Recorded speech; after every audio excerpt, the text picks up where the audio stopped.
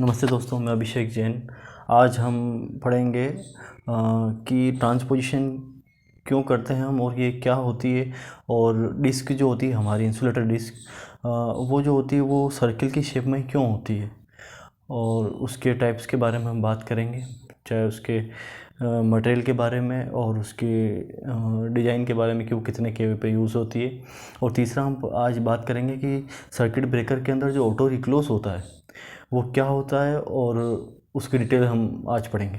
तो आइए शुरू करते हैं। तो फर्स्ट हम शुरू करते हैं ट्रांसपोजिशन से।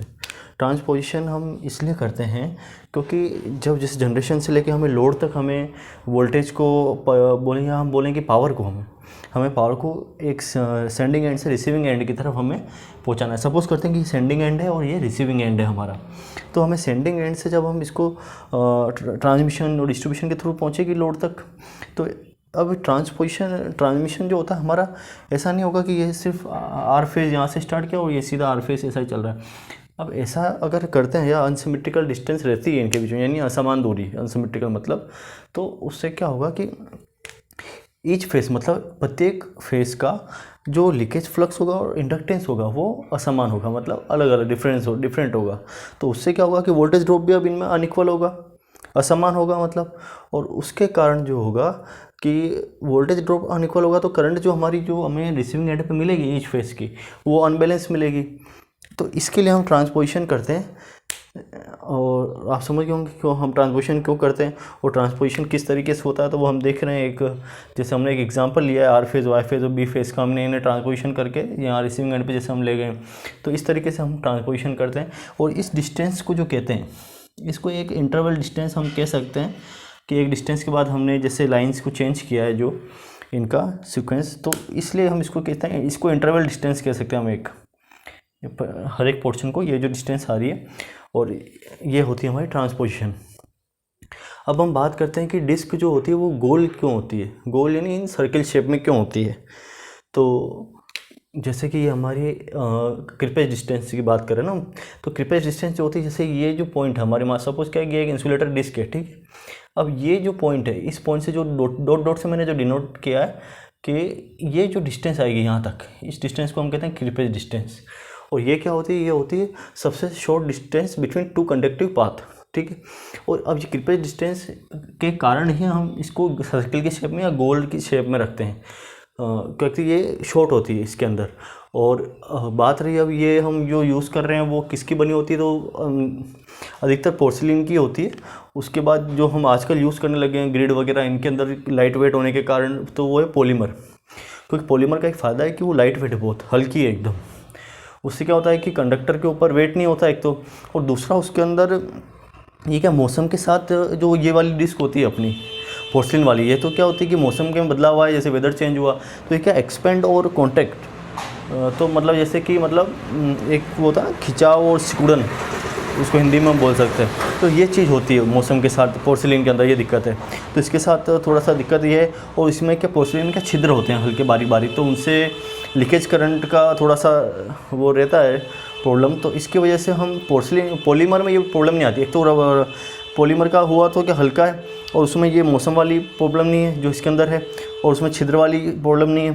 तो इसकी वजह से हम पॉलीमर को यूज़ कर रहे हैं आजकल, जो होने लगा जनरली आप देखेंगे। और बाकी जो इंसुलेटर जो होते हैं पिन टाइप के होते हैं, सस्पेंशन टाइप के होते हैं जो आप देखोगे, शेकल टाइप के होते हैं, स्ट्रेन टाइप के होते हैं, पोस्ट टाइप के होते हैं, और बाकी जनरली यही होते हैं पिन टाइप के। और शेकल टाइप के तो क्या होता है कि 33 kV से नीचे जो हम यूज़ करते हैं बिलो, तो वहाँ हम यूज़ करते हैं। बाकी फिर हम सस्पेंशन जो आप देखते हैं लंबी डिस्क लाइन एक ही सीक्वेंस में वर्टिकल हो हॉरिजॉन्टल हो, आप देखेंगे तो वो होते हैं सस्पेंशन टाइप के होते हैं, वो 765 तक यूज़ कर सकते हैं। और पोस्ट जो होते हैं आप ये भी ग्रिड में देखेंगे, पोस्ट टाइप इंसुलेटर, जो सर्किट ब्रेकर वो आइसोलेटर हुए जो एकदम पोस्ट टाइप होते हैं ना, बिल्कुल आप देखेंगे तो आपको आइडिया लगेगा, तो वो होते हैं पोस्ट टाइप इंसुलेटर। तो ये तो हमारी बात हो गई अब इंसुलेटर के बारे में। और आप समझ गए होंगे वाई ये गोल क्यों होती है, why disc in circle shape, आपका ये पूरा क्लियर हो गया होगा। अब हम बात करते हैं ऑटो रिक्लोज के बारे में।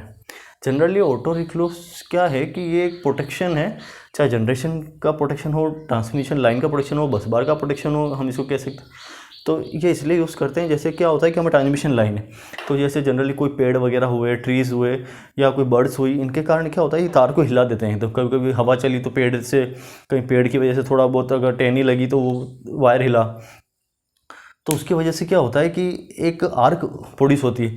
अब इस आर्क प्रोड्यूस होने के कारण क्या फॉल्ट ऑक्योर हो गया, तो इस आर्क फॉल्ट ऑक्योर होने के कारण क्या होता है कि सर्किट ब्रेकर ओपन रिक्लोज हो जाता है, इसको हम कहते हैं ऑटो रिक्लोज। तो इसके कारण इससे क्या होता है कि वो जैसे अब एनर्जी को डी एनर्जाइज करता है, मतलब जैसे कि डी एनर्जाइज होगा, बोथ ऑफ एंड्स जो वायर होते हैं इनके बोथ ऑफ एंड्स वायर के सर्किट ब्रेकर ओपन हो जाएंगे और ये वायर को डी एनर्जाइज कर देंगे और इस तरीके से फॉल्ट अपना एक्सटिंग्विश्ड हो जाएगा।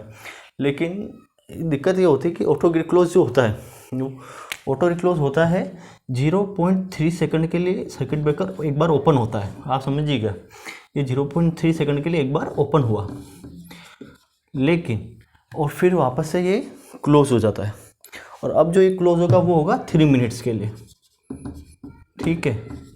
लेकिन अब फिर भी अगर फॉल्ट मतलब परसिस्ट करता है बाहर, ठीक है, तो फिर ये वापस से ओपन होगा तुरंत और फिर भी परसिस्ट है जैसे मैंने बोला, तो ये फिर रिमेनिंग हो जाएगा, रिमेन हमेशा के लिए, मतलब ओपन ही हो जाएगा। फिर ये 3 मिनट के लिए वापस से क्लोज होता है, फिर ये हमेशा के लिए ओपन हो जाएगा। जैसे इसको हम वापस समझते हैं एक बार, आप समझिएगा। जैसे मान लो कोई फॉल्ट एक्योर हुआ, आर्क फॉल्ट हो किसी के भी कारण, चाहे उसका ट्री रही हो, बर्ड रहा हो या कोई भी अदर रीज़न रहा हो, तो एक बार ये 0.3 सेकंड के लिए ओपन होगा और ओपन होने के बाद क्या होगा, ये वापस क्लोज होगा। अब ये क्लोज जो टाइमिंग है इसका वो होगा 3 मिनट का टाइमिंग क्लोज होने का, लेकिन अब ये वापस ओपन होगा, तो अब भी फॉल्ट परसिस्ट कर रहा है बाहर, तो ये क्या होगा कि 3 मिनट के लिए वापस से क्लोज होगा, लेकिन फिर भी फॉल्ट परसिस्ट करता है, तो ये अब परमानेंटली, मतलब हम इसको कहते हैं कि हम अब ओपन हो जाएगा ये सर्किट ब्रेकर, और ये होता है वापस से 3 मिनट का, वो जो मैंने बताया था, उसके बाद ये हमेशा के लिए परमानेंटली ओपन हो जाएगा।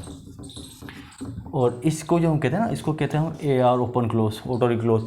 अब ये 2 तरह के होते हैं, सिंगल पोल ऑटो रिक्लोज और 3 पोल ऑटो रिक्लोज। सिंगल पोल ऑटो रिक्लोज क्या होते हैं कि जैसे 400 kV हम और 400 kV से ऊपर अबाउ यूज़ करते हैं, और इसके नीचे बिलो में 3 पोल ऑटो रिक्लोज यूज़ करते हैं।